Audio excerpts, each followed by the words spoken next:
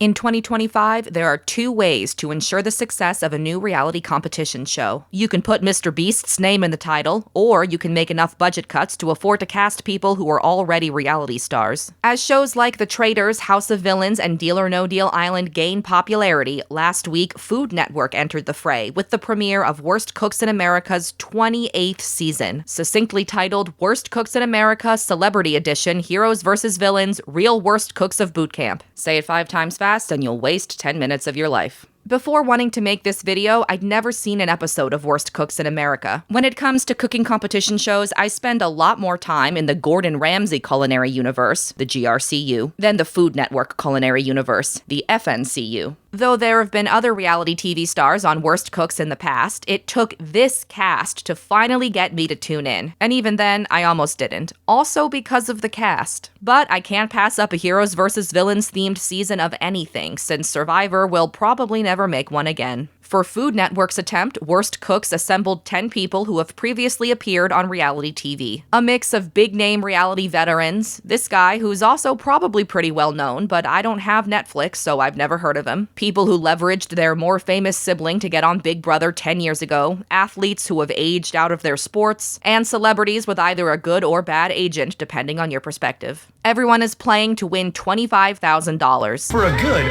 or evil charity of their choice. What's an evil charity? Is it one a celebrity starts to avoid paying taxes? Is it the Salvation Army? The cast is divided into 5 heroes and 5 villains, and no, the Worst Cooks graphics team didn't make a mistake. In the FNCU, Frankie Grande is a hero. And if she is pissed at me for putting up someone that's going to go home next to her, then she can kill herself. I think you should take all of her virginities in one night. Oh no, that all is so of them. foul.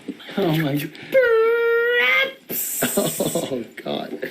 It's making me feel... What makes me a hero? Just being an out, proud gay man on television. One thing you said was, quote, many lesbians choose to become lesbians later in life. Women who have been with man after man after man after man choose to become a lesbian. Heroic stuff. Really, you can argue that most members of the hero squad could just as easily be villains. Hair metal legend Sebastian Bach is a hero on screen. You don't even know that nobody even likes bullies like you! But he's been a villain on stage. Trinity the Tuck may help drag queens survive sewing challenges, but she also helps fake drama about Snatch Game characters. Cheryl Burke's podcast is called Sex, Lies, and Spray Tans, obviously a villainous title. And the last member of Team Hero, Olympian Adam Rippon, is a villain for reminding me of Stars on Mars. Even the contestants can't come up with good reasons why they're heroes. I'm a hero because not only have I won many drag competitions, I have helped drag artists. I am most known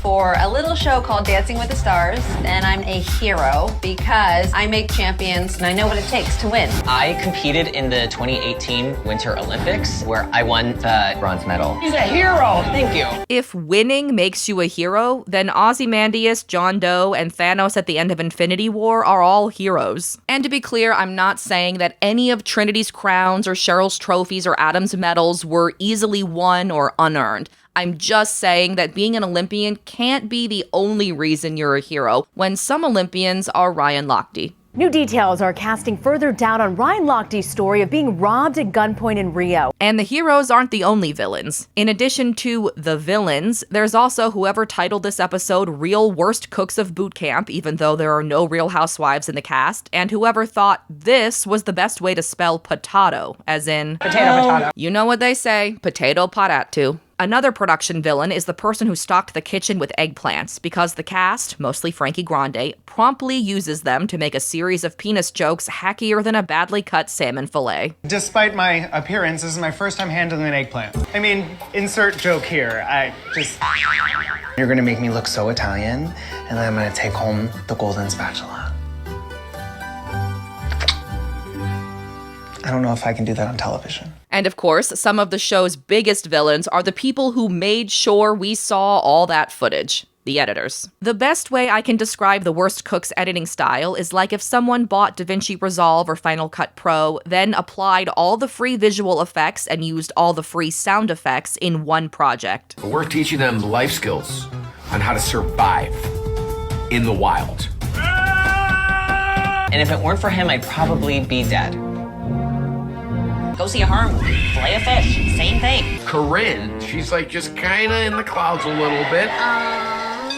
I'm saging out my bad cooking skills and then putting those right in there. I want to live. I'm winning the golden spatula, if that's a thing. I want it. Do it in post. Pasta fagioli, or where I'm from in Long Island, pasta fazool. Why don't I learn what cilantro is? Is that like a leaf? Was that a herb? Can you smoke it?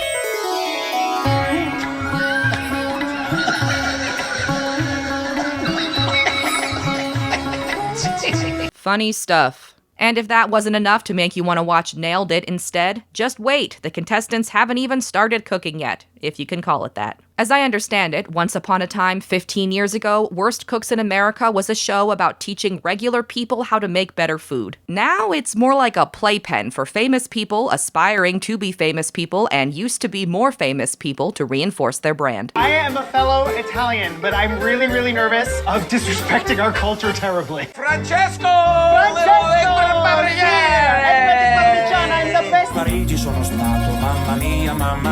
Where are the bones in the salmon?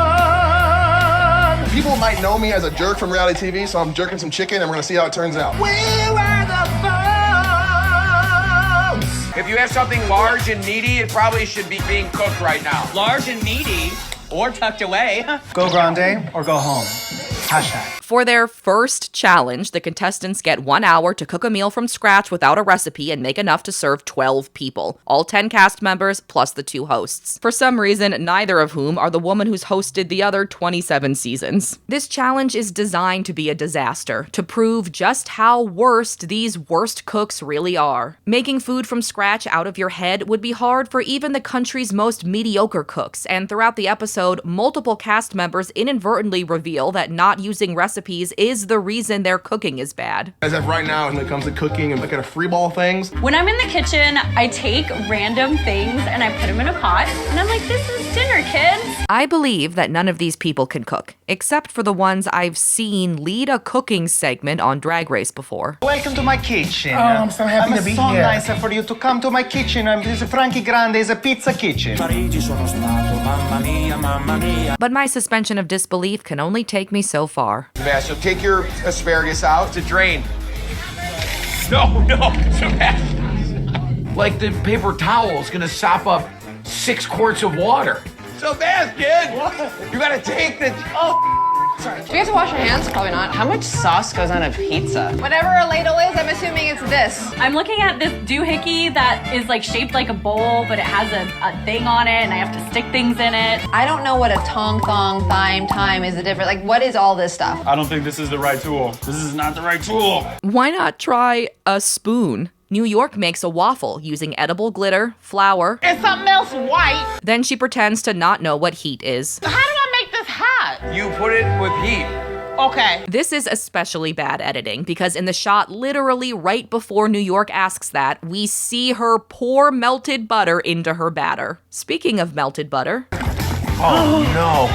Trinity, is that all butter? I'm from the South. Adam makes a 2-topping pizza, pepperoni and turkey. Turkey and pepperoni. You know that classic combination of turkey and pepperoni. Yeah. I get that there's probably very little pizza consumption built into an Olympic training regimen, and that fit people probably eat a lot of turkey. But on a pizza together with pepperoni, he's at least seen a pizza before, right? Big Brother winner Rachel Riley prepares a turkey and chocolate lasagna. This is lasagna with traitorous turkey. What have these people got against turkey? Because she wants to make healthy meals for her kids, Rachel adds a side of veggies, covered in chocolate. I don't understand this. Why is she cooking like Buddy the Elf? Oh my god. After spending the first 35 minutes of the episode showcasing the cast's ability to ruin even bread, Just this dollop of black pepper in the center. the contestants' next challenge is to watch the hosts cook a complicated entree once, then recreate it, including filleting and deboning an entire fish. Why are we so eager to break out whole animal carcasses? Shouldn't someone just teach the cast what a mango is first? What is this? I don't know. That's a papaya. No, that's not a papaya. Is it a fruit? fruit or a vegetable? Tiffany, what do you have? Damn it.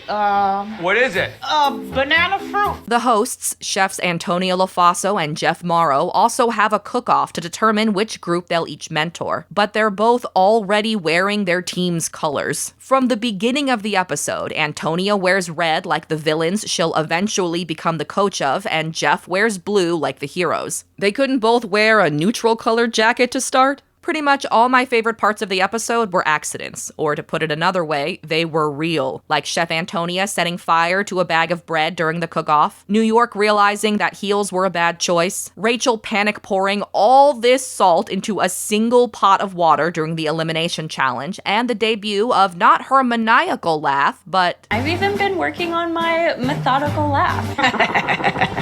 But Worst Cooks in America has been on the air since 2010, so its success definitely isn't an accident. And I did have fun watching this episode, even if parts of it were so ridiculous while still being presented as reality, it was honestly kind of insulting. But despite a cast of iconic villains and villains in heroes' costumes, I don't think I'll keep watching the rest of the season. I will be checking in on Wikipedia once in a while to see who's been eliminated, though. And even if the food was bad, cooking shows always motivate me to step into my own kitchen. Who wants lasagna?